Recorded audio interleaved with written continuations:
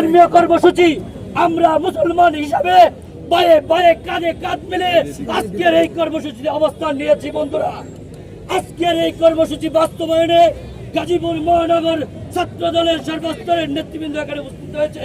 প্রতিষ্ঠার পর থেকে গাজায় সন্ত্রাসী হামলা চালিয়ে যাচ্ছে, অব্যাহতভাবে মানবতা বিরোধী অপরাধ চালিয়ে যাচ্ছে। শিশুদের হত্যা করেছে, মা হত্যা করেছে, বোনদের হত্যা করেছে, ধর্ষণ করেছে, লুটপাট করেছে, আন্তর্জাতিক অপরাধ করেছে, মানবতা বিরোধী অপরাধ করেছে। বন্ধুগণ, অব্যাহতভাবে তাদের এই অপরাধ চলছে। আমরা আগেও এই অপরাধের তীব্র নিন্দা জানিয়েছি, আন্তর্জাতিক সম্প্রদায়ের কাছে দাবি জানিয়েছে এই হামলা বন্ধ করতে হবে অবিলম্বে, এবং ইসরায়েলকে, এই সন্ত্রাসী গোষ্ঠী ইসরায়েলকে বিচারের আওতায় আনতে হবে। বন্ধুগণ, ইসরায়েল সন্ত্রাসী রাষ্ট্র।